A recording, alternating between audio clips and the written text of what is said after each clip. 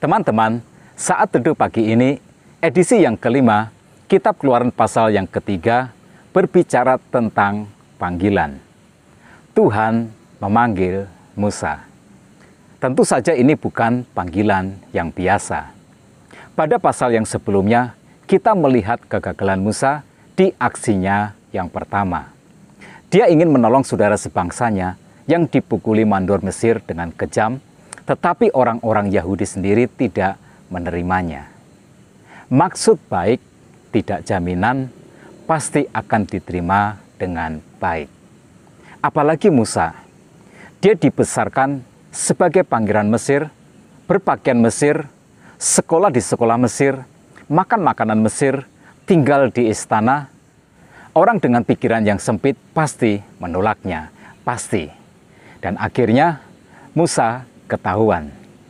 Fir'aun mau membunuhnya, maka gagallah maksud dia menyelamatkan bangsanya. Pada pasal 3 ini, Musa di Midian. Dia sudah 40 tahun di sana. Seperti kebanyakan orang, ketika mengalami kegagalan, dia menarik diri. Melupakan panggilan, melupakan semua cita-cita indahnya, lagi pula kehidupan seakan memberinya hanya satu pilihan saja, yaitu menjadi gembala kambing domba dan membangun keluarga kecilnya. Tetapi ketika dia sedang menggiring kambing dombanya ke Gunung Horeb, dia melihat sebuah pemandangan yang tidak biasa. Dia melihat semak duri menyala, tetapi tidak dimakan api. Itu ternyata Tuhan yang sedang menemuinya. Ayat 4 dan 5 berkata, "Berserulah Allah dari tengah-tengah semak duri itu kepadanya, 'Musa, Musa,' dan dia menjawab, 'Ya Allah.' Lalu dia berfirman, 'Janganlah datang dekat-dekat. Tanggalkanlah kasutmu dari kakimu, sebab tempat di mana engkau berdiri itu adalah tanah yang kudus.'" Kekudusan. Tuhan mengajarkan kekudusan. Kekudusan Tuhan harus disikapi dengan hormat. Saya ingin kita memahami bukan tempat yang dimaksudkan Tuhan dengan kata kudus, tetapi kehadiran Tuhan, hadiratnya. Sebab Allah adalah Allah yang Maha Kudus, maka hadiratnya juga kudus. Rasa hormat kepada kekudusan Tuhan harus dimiliki oleh setiap orang yang percaya. Menghormati hadirat Tuhan adalah sikap menghormati Tuhan. Tuhan kemudian berfirman dalam ayat yang ke-7 dan 8, "Aku telah memperhatikan dengan sungguh kesengsaraan umatku di tanah Mesir, dan aku telah mendengarkan seruan mereka yang disebabkan oleh pengerah-pengerah mereka. Ya, aku mengetahui penderitaan mereka.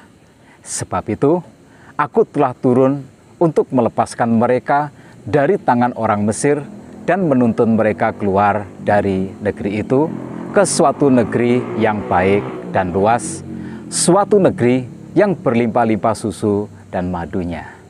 Lalu dalam ayat yang ke-10 Tuhan berfirman, "Jadi sekarang pergilah, aku mengutus engkau kepada Fir'aun untuk membawa umatku orang Israel keluar dari Mesir." Tuhan mengutus Musa. Tuhan memanggilnya untuk suatu tugas yang besar. Jangan menarik diri dari panggilan Tuhan. Jangan lari dari tugas yang Tuhan berikan. Mari kita definisikan kembali arti kegagalan. Jika kita gagal secara manusiawi, kita tidak benar-benar gagal. Musa hanya belum melakukan seperti yang seharusnya dia lakukan. Dia harus melakukan dalam pimpinan dan kuasa Tuhan. Jadi Tuhan ingin Musa mengulangi kembali apa yang dulu pernah dia lakukan dan gagal.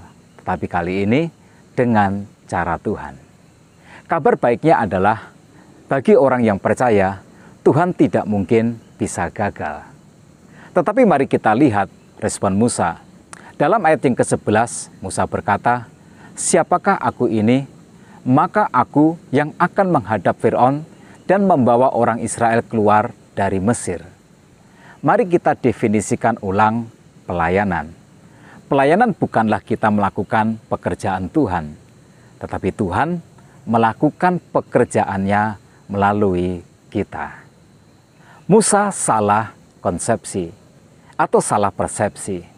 Dia mengira Tuhan menyerahkan tugas itu kepadanya dan dia merasa bahwa itu tidak mungkin. Tetapi Tuhan berkata dalam ayat yang ke-12, bukankah aku akan menyertai engkau? Kita punya ambiguitas. Di satu sisi, kita percaya Tuhan yang menyertai kita. Dia tidak pernah meninggalkan kita. Janjinya adalah ya dan amin. Tuhan Yesus menyertai kita senantiasa sampai kepada akhir zaman. Tetapi di sisi yang lain, jika kita melihat tantangannya begitu dahsyat, kita berkata, itu tidak mungkin, saya tidak bisa, saya tidak sanggup, itu bukan porsi saya. Kita kemanakan Tuhan yang menyertai kita.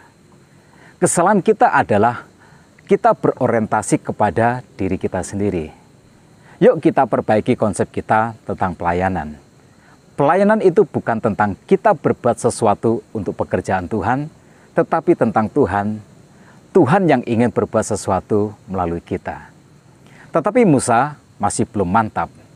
Maka dalam ayat yang ke-11 dia berkata, tetapi apabila aku mendapatkan orang Israel dan berkata kepada mereka, Allah nenek moyangmu telah mengutus aku kepadamu, dan mereka bertanya kepadaku, bagaimanakah tentang namanya? Apakah yang harus kujawab kepada mereka? Ya, kita sudah ketemu masalah yang sebenarnya. Musa belum betul-betul mengenal Tuhan, sekalipun dia sudah berhadapan langsung dengan Tuhan. Tuhan berkata, aku adalah aku. Lagi firman-Nya, beginilah kau katakan kepada orang Israel itu, akulah aku, telah mengutus aku kepadamu. Jawaban yang aneh ini bagi kita yang awam akan lebih mudah dipahami dengan penjelasan seperti ini. Melalui jawaban ini, Tuhan berkata kepada Musa, Musa, mungkin kamu tidak punya semua jawaban untuk menjawab semua pertanyaan, untuk menjawab semua keraguan, untuk menjawab semua masalah. Tetapi kamu memiliki semua dariku. Aku akan bersama-sama denganmu, jangan takut, jangan ragu. Saya ingin mengakhiri sesi ini di sini. Pelajaran yang paling berharga dari Tuhan memanggil Musa adalah, yang pertama, kita harus memiliki rasa hormat kepada Tuhan. Tuhan tidak mensyaratkan kesempurnaan, tetapi Tuhan mensyaratkan sikap hormat kepadanya. Mereka yang dipakai Tuhan adalah orang-orang yang memiliki sikap hormat kepada Tuhan. Yang kedua, jika kita gagal secara manusia, kita tidak benar-benar gagal. Kita hanya melakukan dengan cara kita sendiri dan dengan kekuatan kita sendiri. Lakukanlah pekerjaan Tuhan, pelayanan dalam pimpinan dan kuasa Tuhan. Yang ketiga, pelayanan bukanlah apa yang kita lakukan untuk Tuhan, tetapi apa yang Tuhan lakukan melalui kita. Jangan menyepelekan tantangan karena itu adalah kesombongan. Tetapi jangan juga takut dan gentar sebab Tuhan beserta kita.